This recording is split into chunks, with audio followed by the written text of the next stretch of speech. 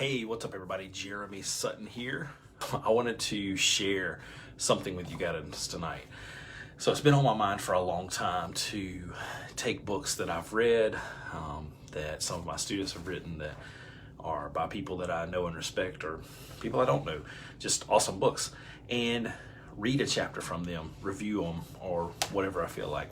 So tonight I'm going to kick that off for the new year with Captain David Bayliff's book, The Winning Mindset, from the Mobile Entrepreneur. Success starts in the head. So, between the ears, sorry. Sorry, David. So anyway, I'm going to read the first chapter from David's book tonight.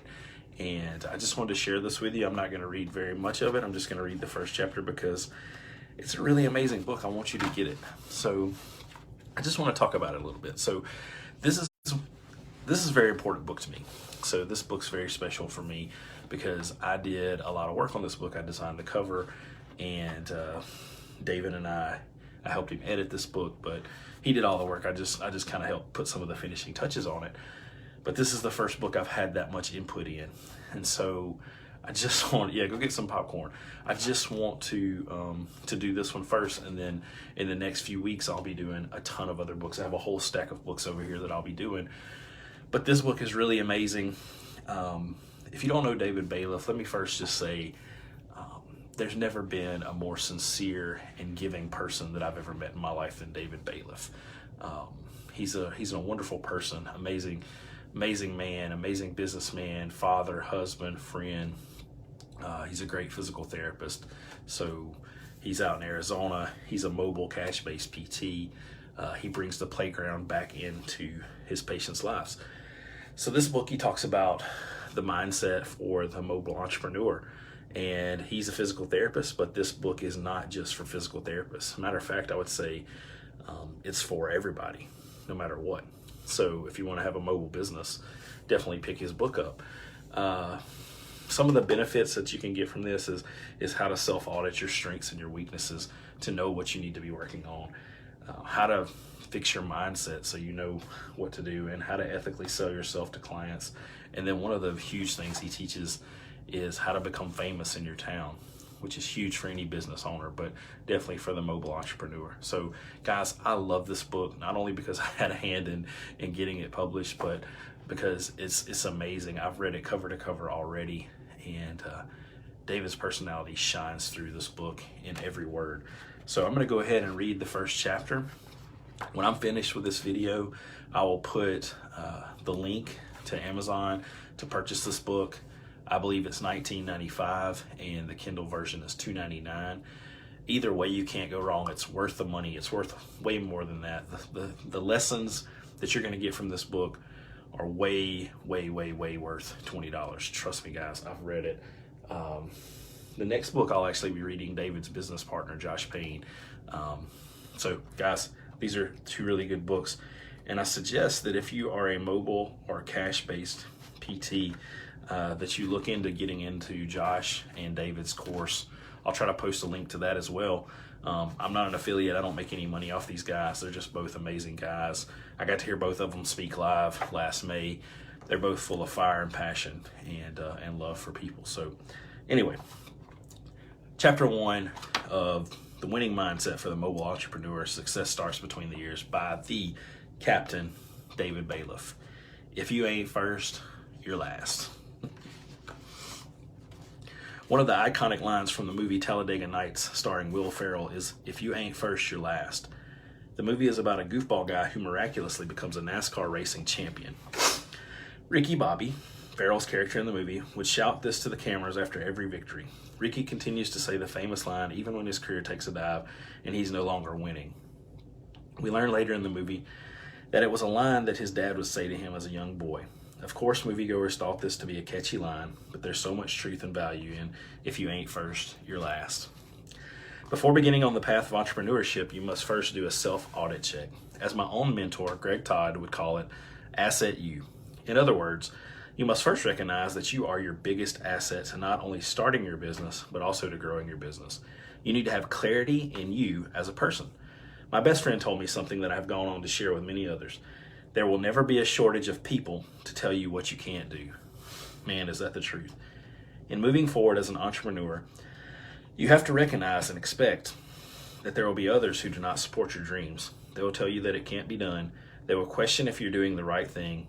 I was having a one-on-one meeting with a young therapist who shared some wonderful insight. She was very happy in her new job because of the potential for advancement. Yet she was going to be allowed to grow her online platform. Her ultimate goal was not only to be employed, but also to create a platform which virtually all other clinicians in her field would not want to be employed either. What Sarah told me next was something that really hit the gong hard. What she said not only defined this particular chapter, but it represented the basis for this whole book, the winning mindset. Sarah shared that although she did not have certain credentials as of yet, she was hired for her position because of the gift that she realized that she possessed. Furthermore, she realized her gift only after setting herself straight between the ears first. When she told me this, I responded that she had just summarized my entire book that I was about a few pages away from completing in literally one sentence. She recognized the first important rule: if you ain't first, you're last. When I was applying to physical therapy schools, I was not accepted in my first year of trying, nor was I accepted during my second year of applying, and originally I wasn't accepted during my third year of mailing schools' application fees. Each year that I received 7 to 10 letters from schools that told me, "Thank you for your financial contributions to our institution. We wish you the best in your career." My father would ask me, "Well, you didn't get into school. What are you going to do now?" My answer was always, "Dad, I'm going to PT school." During that third year of applying, I requested an interview with one program that did not grant interviews. I stated that I wanted them to base their decision on the person whom they meet, not based on some numbers on a piece of paper about a person whom they knew nothing about. Upon walking into the chairperson's office, the very first thing said to me was, "I do not anticipate you to get into our program, but how can I help you?" Good Lord. This person then proceeded to attempt to convince me to change my dreams and that I should pursue other options. It was at the end of my third year applying that Shenandoah University gave me my chance. The program at Shenandoah was new, and many of their applicants feared that the school would not obtain the proper credentialing. Therefore, many students elected to attend other schools. Lucky for me, number 187 on the wait list became number 35 in a class of 36. I was not concerned of circumstances behind my being offered an opportunity. I was simply grateful. I knew that one day I would prevail. Why? I believed in me. I was passionate about becoming a physical therapist. I was filled with determined grit. I was persistent. I knew deep down inside that my calling could not be denied forever. That person who was denied multiple times and was questioned if he should continue became a physical therapist. And guess what? I've helped thousands of people to bring the playground back into their lives. I also coach, mentor, and inspire others in the pursuit of their own dreams. After 19 years of grinding away for others in various clinics, I started my own mobile cash-based physical therapy and wellness business in May of 2013. Scores of people, friends, family, fellow colleagues, people in the public, told me that I had to take insurance if I wanted to be successful. What I found interesting was that when I mentioned my plan to my current clients in the clinic that I was going to be cash-based, not a single one of them told me, "Bad idea." What the naysayers did not know was that people actually will pay for value. That is the reason that my clients did not question me. They knew that what I would be giving my own customers was something of a higher value on several fronts, which was a value that they were not able to receive in the clinic setting. That value was something that they knew was worth buying. While my dad loved and supported me, he was concerned that I may be spinning my wheels. As a parent, he wanted his son to achieve success now. Many people might be tempted to change their minds, but I knew that going to physical therapy school was my calling. I simply knew, and I did. Educational leaders suggested I just wasn't cut out for becoming a physical therapist based on undergraduate grades. But I proved them wrong. Plenty of people told me that my plan would not work. I couldn't be successful in my idea of providing a healthcare service and expect people to pay when they could use their insurance. But I'd already been exposed to a population of people who were craving this type of service. I simply knew. The reason that people may not support you in your dreams is that your dream is not their dream. They're not invested in what you're trying to pursue. Oftentimes, this lack of support may be driven by the fact that they do not believe in themselves. Therefore, they try to push their own lack of faith onto you. Do not let others' limiting beliefs distract you from the belief you have in you. The general population is content with being an employee. These are the implementers of business, carrying out the daily tasks being given. Implementers are needed, because as you grow your business, you're going to need implementers working for you. Some people are okay with building others' dreams. However, put yourself in a position where it is your dreams that are being built. This is one reason why you're reading this book. Being first and not last is more than just drowning out the doubters and haters to focus on the belief you have in you. It is important to recognize and own the fact that your success moving forward is dependent on no one other than you. You being first addresses the fact that it is imperative that you identify both your strengths and your weaknesses in order to achieve the success that you seek. Growing a business is about taking your customer to a higher level. Knowing your strengths and implementing them will take your customer to the next level, a level in which they desire. It is equally important to be self-aware of your weaknesses in order for your business to continue upward growth. Working on your weaknesses will help your business to grow. Impacting lives has everything to do with moving people forward from their current situation. You must be able to take steps forward in your business before you, as a business, can move people, your customers, forward. Achieving success, being first, has a lot to do with how you perceive yourself and how others perceive you. How you perceive yourself has a lot to do with the thoughts that are going on between the ears. The more that you are self-aware, then the more confident you will be in yourself and what you're doing. The public and your customers will feel that confidence, and as we all know, confidence sells. What's up, Captain? I mentioned earlier the 4 things that ultimately led to my physical therapy school acceptance: belief, passion, grit, and persistence. These 4 attributes are imperative for anyone who journeys into entrepreneurship for a wholeheartedly believe, no pun intended, that these are the 4 foundational pillars to a thriving business. Having self-awareness includes true, genuine belief, not only in you, but also in what you are pursuing. My dream of becoming a physical therapist would not have come true if I did not believe in myself and have belief that physical therapy was my calling. Additionally, had I lacked belief in me, I would have caved to the naysayers and doubters. Fast forward 19 years.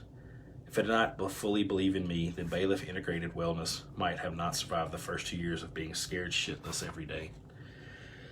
Closely tied into belief is passion. The business you're contemplating should be something for which you have true passion. It is much easier to sell something that you feel a deep connection towards. Passion for something also feeds into the confidence you have regarding that thing. As I've already stated, confidence sells, and I'm going to address this a little more in the next chapter. Being an entrepreneur and running a business definitely has its sex appeal. When you build your dreams, you have a better opportunity at living the life you desire. But getting there is not easy. It takes work, hard work. It takes grit. There are 2 main reasons why businesses fail, outside of being a restaurant with terrible food. Reason 1, the people simply don't know that you exist. Gaining a presence takes grit. I'm going to speak to this more in the next chapter, and man, does he. The second reason why businesses fail is that the person you simply decide to quit. You simply decide to quit. Persistence is so important for many reasons. Do not fall for the mantra established by the hit movie Field of Dreams, build it and they will come. Simply opening your doors will not cause the phone to ring and people to walk in. Trust me, I know that. Building a business is like growing a tree, a rose bush, or any other plant. You have to feed it and water it. Feed it and water it. Feed it and water it. Think about the best barbecue or steak you've ever tasted. The restaurant, let that meat marinate for 24 to 36 hours. You must give your business time to marinate. Doing so requires persistence in watering it and feeding it. Again, had I not been persistent in my endeavors of attending graduate school, then chances are you're not reading this book right now. I had a friend several years ago, actually at the same time I was starting my business, that had grown tired of the corporate world. He decided to obtain his real estate license. Meanwhile, he took a position with a startup company selling green lighting. He quickly found his first potential home buyer. However, they just couldn't decide on a property. With the green lighting company, he was in negotiations with a very popular athletic company that was very interested in the product. But again, they were not making their choice quickly. Frustrated at the inability to close the deal, my friend found himself back in the corporate world after only 8 months. Care to guess what happened once he quit his own dreams? That's right. The couple called to say that they had made a decision, and the athletic company phoned to say we're ready to buy. Be persistent. While starting a business can be daunting and scary, doing so can be a lot easier than you might think. But I'm not going to sugarcoat it. It does take work, which is much more enjoyable and easier to swallow when the work you're doing is directly for you and your family. There are steps that you need to follow in order to reach where it is you want to be. I'll address this more in the following chapters. The first step is to recognize that if you ain't first, you're last. Take home points. Develop self-awareness. Identify your strengths and weaknesses. There will never be a shortage of people to tell you what you can't do. Your dreams are not others' dreams, and you are your greatest weapon. Guys, that was chapter 1 of The Winning Mindset for the Mobile Entrepreneur by David Bayliff. That book is amazing. Guys, I wanted to tell you, please, please, please buy this book. I make $0 from selling this book, but David Bayliff is one of the most genuine men that you'll ever meet. And there were several times when we were working on this book that I got chill bumps and teared up a little bit just because of how amazing of a person he is. Somebody once told him that he had nothing to say, and how could he ever write a book? Well, I'm here to tell you that he has a lot to say. And he said it in about 140 pages. Something like that. I don't know. 112. Guys, that's a great book. Read it, pick it up. I want to put a link in the comment section. If you're looking to be a mobile, cash-based physical therapist, read his book. If you're looking to have any kind of mobile business, read his book. If you're looking to be mobile, cash-based PT, OT, whatever it is you are, reach out to him and Josh Payne for their mobile concierge coaching program that starts here pretty soon. These guys will not steer you in the wrong direction. They have my 100% vote of confidence and personal endorsement. I think they're amazing. And guys, I'll be doing this again next week. I hope you check in for that, and hope this is something you enjoyed. If you're watching on live, let me know. If you're watching on replay, let me know if it was enjoyable. If you want to hear more, if you didn't like it, find somebody else to read it, get a better model, let me know. Later, guys.